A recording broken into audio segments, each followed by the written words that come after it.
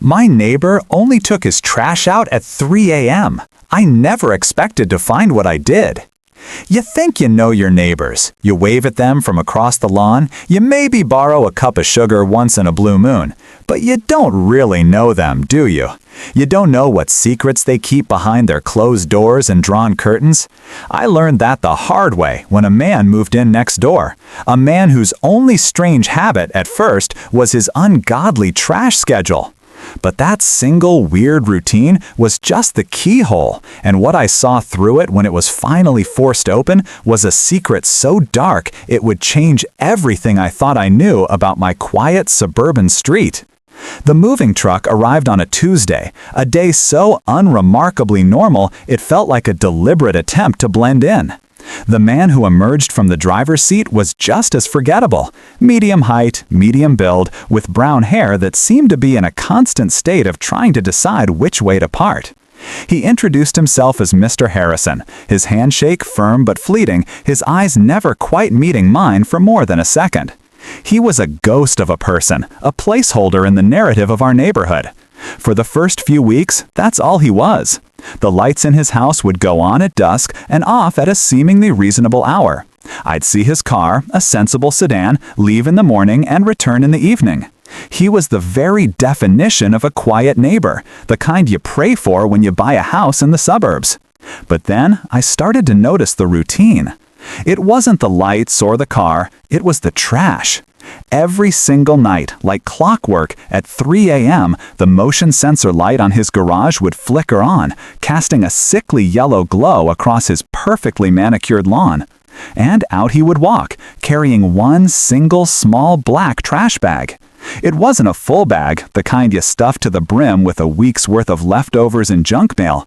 This was small, almost dainty, but it seemed to carry a significant weight, judging by the way he held it. He would place it carefully on the curb, not just tossing it, but setting it down as if it were a delicate package. Then he would stand there for a full minute, perfectly still, his head cocked slightly, scanning the silent street. It was unnerving. My bedroom window faced his house, and the sudden flash of light became my nightly alarm. I'd lie there, watching him through the slats of my blinds, my heart thumping a nervous rhythm against my ribs. Who takes their trash out at 3 a.m. every single night? My mind, fueled by too many late-night crime documentaries, started to spin theories. Was he a serial killer, meticulously disposing of evidence? A spy, leaving dead drops for a shadowy organization? Or just a man with a bizarre sleep schedule and an aversion to full trash bags? The logical part of my brain, the part that pays taxes and goes to PTA meetings, tried to dismiss it as a simple eccentricity. But the primal part, the part that still fears the dark, couldn't shake the feeling that something was deeply wrong. The routine was too precise, too ritualistic. It was a performance, and the audience was the sleeping world. I found myself becoming obsessed. I'd set an alarm for 2:55 a.m. just to be sure I wouldn't miss it. My dog, a golden retriever named Buddy, would whine softly, sensing my tension as we both watched the silent, strange play unfold on our quiet street. I knew I couldn't just keep watching forever. The curiosity was eating me alive, a slow-burning anxiety that was starting to affect my days. I had to know what was in that bag. I had to know what secret Mr. Harrison was so carefully, so ritualistically leaving on the curb for the garbage trucks of dawn. The decision to act wasn't a sudden one, but a slow, creeping realization that my passive observation was no longer enough. The mystery had become a constant low-grade hum in the back of my mind, and I needed to either turn it off or turn it up. My chance came on a humid Thursday night. I'd been working late in my home office, and the fatigue had made me careless. I let Buddy out into the backyard for his final bathroom break without putting him on his leash, something I never did. The second I slid open the glass door, he was a golden blur, a rocket fueled by the scent of a rabbit or some other nocturnal creature. I called his name, my voice a panicked whisper that did nothing to slow his trajectory. He shot through a gap in the fence I hadn't known existed, a small hole dug under the wooden slats by some ambitious groundhog. My blood ran cold. He was in Mr. Harrison's yard. I scrambled around the side of my house, my bare feet silent on the cool grass, peering through the darkness. And there he was. Buddy wasn't chasing a rabbit. He was standing right next to the small black bag on the curb, his tail wagging furiously. Before I could call him back, he did the one thing I dreaded. He pounced. It wasn't an aggressive act, but a playful one, the kind of boisterous nudge he'd give a squeaky toy. But the bag wasn't a toy. The cheap plastic split open with a sound like a tearing scream in the quiet night. The contents didn't spill out in a messy heap of coffee grounds and eggshells. They poured out, a cascade of small white objects that skittered across the asphalt like giant pale insects. My breath hitched in my throat. I crept closer, my heart hammering against my ribs like a trapped bird. The streetlight cast a dim, hazy light on the scene, and it took a moment for my eyes to focus. It wasn't garbage. It wasn't leftover food or soiled paper towels. It was dozens of small orange plastic bottles, prescription bottles. They were scattered around the curb, rolling in gentle arcs, their white labels glowing faintly in the dark. I knelt down, my hand trembling as I picked one up. The label was printed with a name, a woman's name I didn't recognize, and a date from a few weeks ago. The prescription was for Oxycontin. I dropped it as if it were burning me. I picked up another, a different name, this time a man. The drug was oxycodone.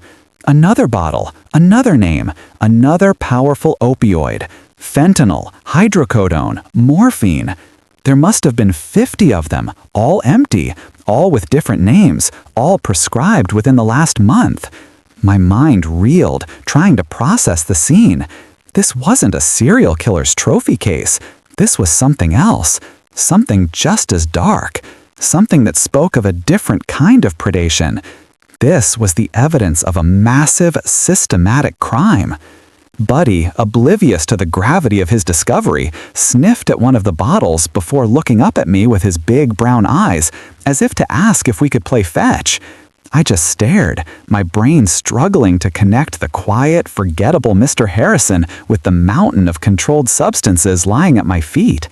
This wasn't an eccentricity. This was a criminal enterprise. And I, and my dog, had just stumbled right into the middle of it. The world seemed to shrink to the patch of asphalt illuminated by the streetlight, the scattered white bottles like fallen tombstones in a miniature graveyard. Every siren I heard in the distance, every car that turned onto our street, sent a jolt of pure adrenaline through my body. My first instinct was to run inside, lock the doors, and call the police. But my feet were rooted to the spot. What would I even say? Hello, 911? My dog knocked over my neighbor's trash bag and it's full of empty prescription bottles with different names on them? They'd think I was crazy, a paranoid suburbanite with too much time on my hands. They might send a car to do a wellness check, and Mr. Harrison would deny everything.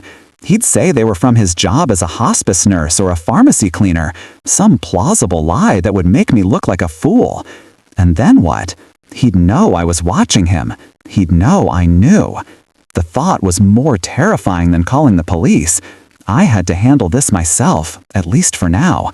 With shaking hands, I began to gather the bottles, scooping them back into the torn black bag. My fingers brushed against the plastic, and I felt a profound sense of violation, as if I were touching the stolen lifeblood of dozens of people I'd never met. I worked quickly, my eyes darting between Mr. Harrison's dark house and the end of the street. I managed to collect most of them, but I kept 5. I slipped them into my pockets. The plastic clinking softly, a damning sound in the silence. I grabbed Buddy's collar and practically dragged him back through the hole in the fence, my heart pounding a frantic rhythm against my ribs. Back inside the safety of my own home, I locked the door, my back pressed against the cool wood as I tried to slow my breathing. I dumped the 5 bottles onto my kitchen table. Under the harsh fluorescent light, they looked even more sinister. I took out my phone and, with a sense of dread, started typing the names from the labels into a search engine. Sarah Jenkins, Robert Miller, Maria Flores. I found them. Or I found their obituaries. All of them. Local obituaries from the past 6 months. All different ages, different circumstances, but all deceased. A cold dread, heavy and absolute, settled in my stomach. This wasn't just about selling drugs. This was something far more grotesque. Was he stealing medication from the dead? From hospice patients? The implications were horrifying. I looked at the names again, the faces, smiling from their final photos. They were strangers, but now I felt a strange, terrible connection to them. I was the only one who knew what had happened to their final prescriptions. The weight of that knowledge was crushing. I couldn't go to the police, not yet. I needed more. I needed to understand the full scope of what was happening in that house. I needed to see inside. The thought was insane, reckless, but it was the only path forward. I had to know what Mr. Harrison was doing with all this information, with all these names. My quiet, suburban life was over. In its place was a dark, dangerous mystery, and I was no longer just a spectator.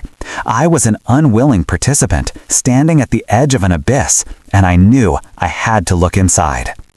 The next day was a blur of anxiety.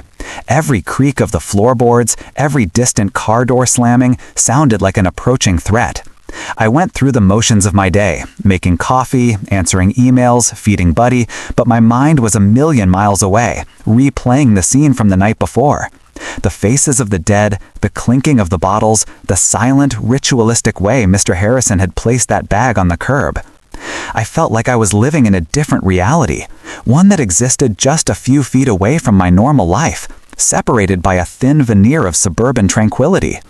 As dusk began to settle, a new resolve hardened within me. I couldn't live like this, in a constant state of fear and speculation. I needed to see inside his house. It was a stupid, dangerous idea, the kind of thing that gets people killed in horror movies. But the alternative, letting this poison fester next door, was unthinkable. I waited until 2:30 a.m. The house was silent, my family asleep. Buddy was curled up at the foot of my bed, his soft snores a comforting counterpoint to the frantic beating of my own heart. Dressed in black, I slipped out the back door, the cool night air a shock to my system. I moved through my yard, a shadow among shadows, my heart thudding so loudly I was sure Mr. Harrison could hear it from inside his fortress of solitude. I crept along the side of his house, my hand trailing against the cool brick. The windows were all dark, the curtains drawn tight. There were no signs of life, no flicker of a television, no glow of a lamp. It was as if the house itself was holding its breath. I found a window on the side of the house, partially obscured by an overgrown rhododendron bush. Peering through the leaves, I could see a sliver of the room inside. It was a home office, but it was unlike any office I had ever seen. The walls were covered in a massive, intricate web of string and pushpins, connecting photographs and newspaper clippings. It was a conspiracy theorist's dream, a detective's nightmare. I could see faces, some of which I recognized from the obituaries I'd read. There were maps, charts, and what looked like medical records, all connected by lines of colored yarn. It wasn't the den of a drug dealer, it was the command center of an investigation. And then I saw him. Mr. Harrison was sitting at a desk, his back to me. He wasn't counting money or bagging pills. He was hunched over a laptop, his fingers flying across the keyboard. He looked tired, his shoulders slumped, but there was an intensity to his movements that was mesmerizing. He wasn't a criminal, he was a hunter, and his prey was someone else. I watched, transfixed, as he printed a document, added it to the wall with a fresh pushpin, and stepped back to survey his work. He was connecting the dots, building a case, but against whom? My mind raced, trying to reconcile the man who took out the trash with the man who was building this massive, intricate map of death and deception. I was so lost in the scene, so focused on trying to understand the chaos on his wall, that I didn't notice the branch I was leaning on beginning to give way. With a soft crack, it snapped under my weight. The sound was tiny, insignificant in the grand scheme of the night's noises, but in the profound silence of that moment, it was as loud as a gunshot. And Mr. Harrison's head snapped up. He didn't turn around, not at first. He just froze, his body tensing like a predator that has just heard a twig snap in the forest. Then, slowly, deliberately, he began to turn in his chair. His eyes, dark and intelligent, scanned the room before moving towards the window. I held my breath, shrinking back into the shadows of the bush, praying that the darkness would swallow me whole. His gaze swept past the window. Then, with a horrifying suddenness, it snapped back, locking directly onto the small gap in the curtains where I was hiding. I was exposed, a deer in the headlights. I was so sure I was caught, so sure he was about to come bursting out the door, that I couldn't move. I just stared back, my eyes wide with terror, waiting for the inevitable. Time seemed to stretch into an impossible eternity. Our eyes met through the glass and the leaves, a silent, terrifying connection across a distance of no more than 20 feet. I could see the question in his eyes, the sharp, analytical focus of a man who didn't miss details. He saw me. I was sure of it. My muscles were locked, my body screaming at me to run, but my legs were leaden, rooted to the spot by pure, undiluted fear. I braced myself for the shout, for the sound of a chair scraping back, for the furious thud of footsteps heading towards the door. But none of that came. Instead, Mr. Harrison did something that chilled me to the bone even more than an angry outburst would have. He just blanked. Slowly, deliberately. Then he turned his head back to his computer screen, as if I were nothing more than a stray cat or a trick of the light. He dismissed me. The casualness of it was more terrifying than any threat could have been. It was a display of absolute control, a message that said, "You are not a threat. You are not even a factor." I didn't wait for a second glance. I scrambled backward, away from the window, my hands and feet slipping on the damp grass. I didn't stop running until I was safely back inside my own house, the door locked and bolted, my back pressed against it as I gasped for air. I had seen his face and he had seen mine. The silent agreement was broken. The next day was a waking nightmare. I kept the curtains drawn, jumping at every sound. I was sure he would come over, or that the police would show up, or something worse.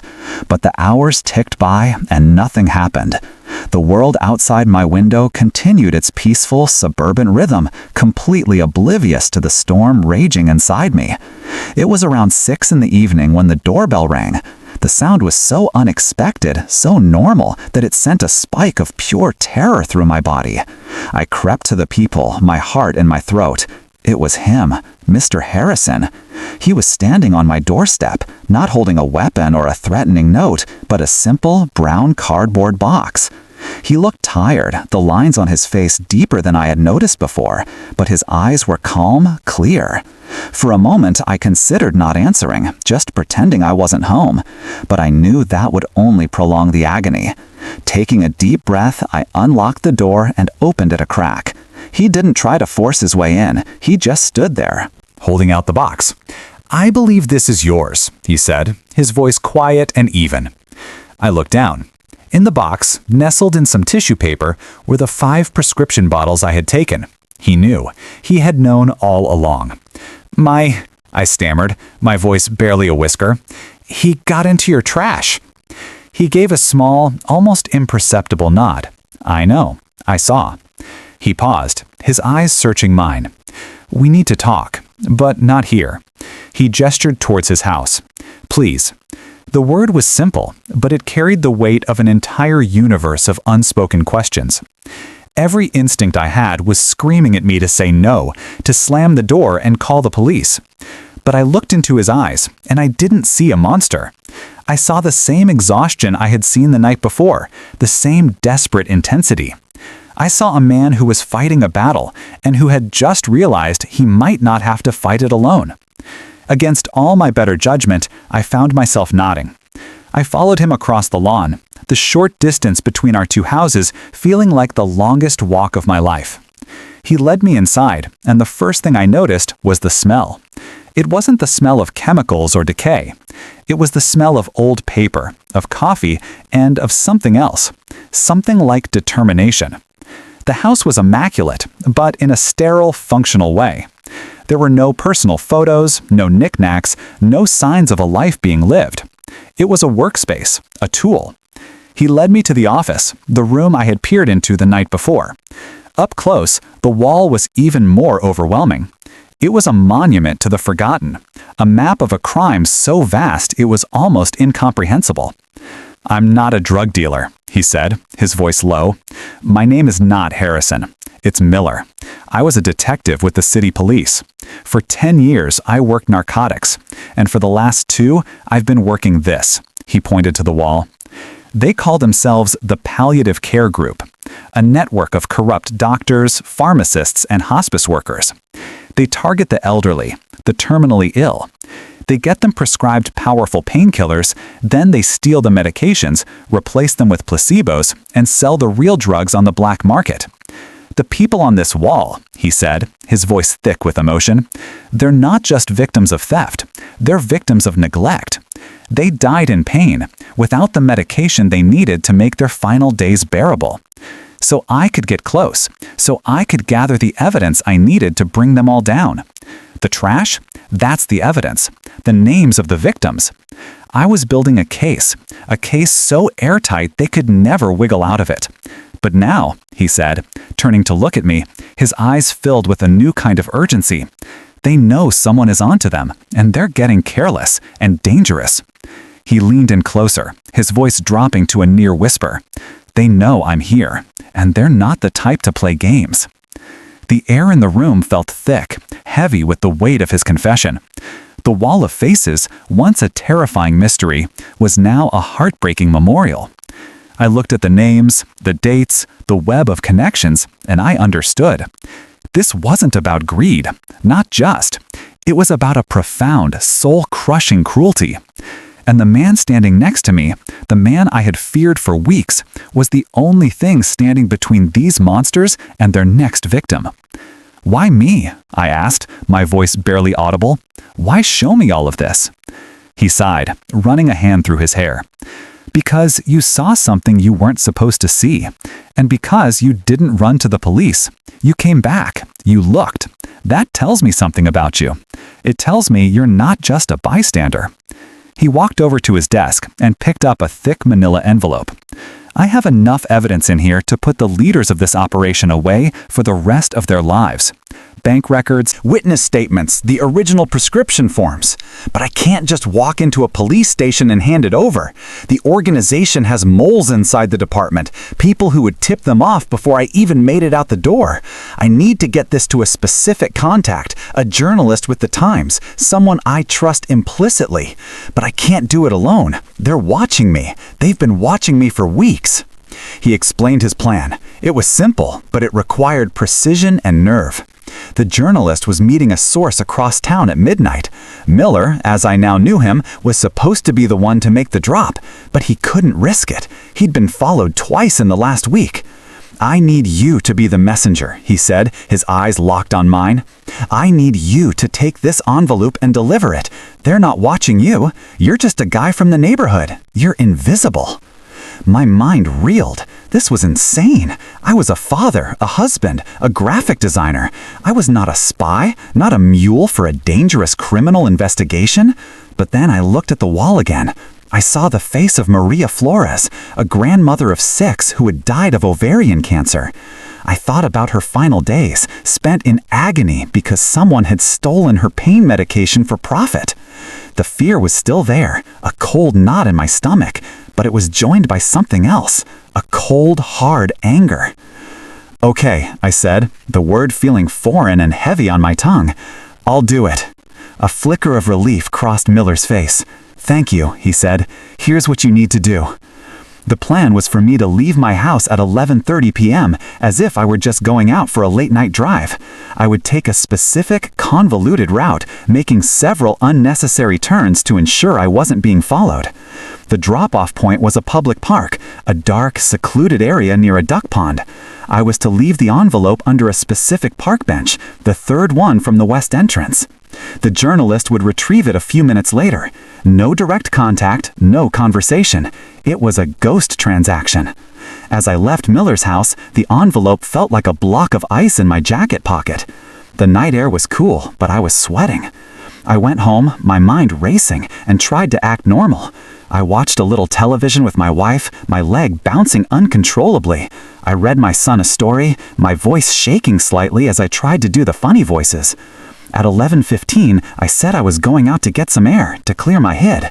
My wife looked at me with concern, but didn't ask any questions. I got in my car, my hands trembling so badly I could barely get the key in the ignition.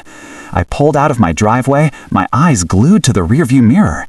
The streets were empty, bathed in the orange glow of the streetlights. I followed the route Miller had given me, turning down unfamiliar roads, my heart pounding with every corner.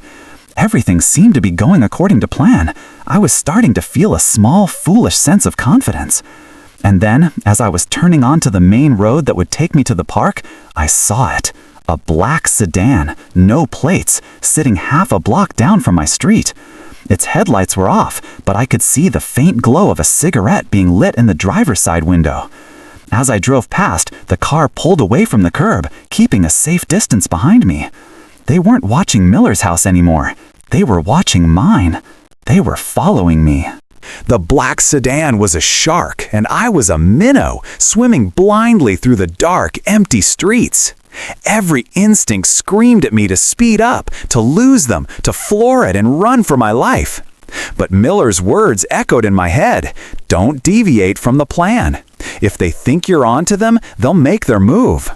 So I drove, my hands gripping the steering wheel so tightly my knuckles were white, my eyes darting between the road ahead and the predator in my rearview mirror.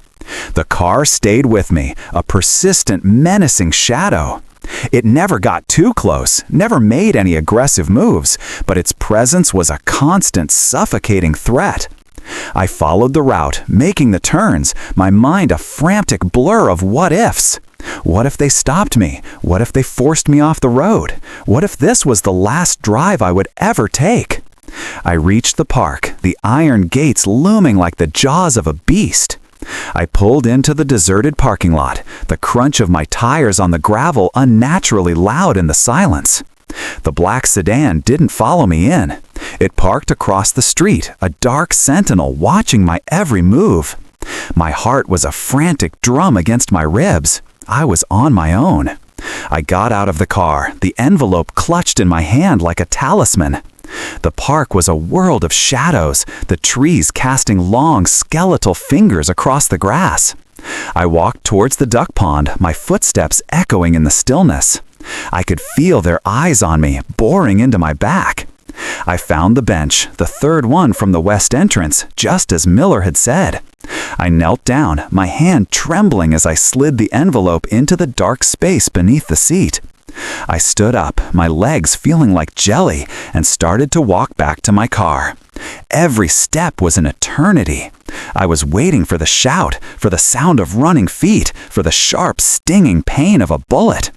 I reached my car, my fingers fumbling with the door handle. I got in, locked the doors, and started the engine.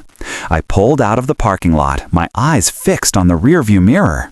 The black sedan was still there. But as I drove away, something happened. A pair of headlights, bright and powerful, flickered on from a side street I had passed. Then another and another. Unmarked cars, vans, emerged from the darkness, boxing the black sedan in. I saw figures in tactical gear swarming the vehicle, their movements swift and efficient.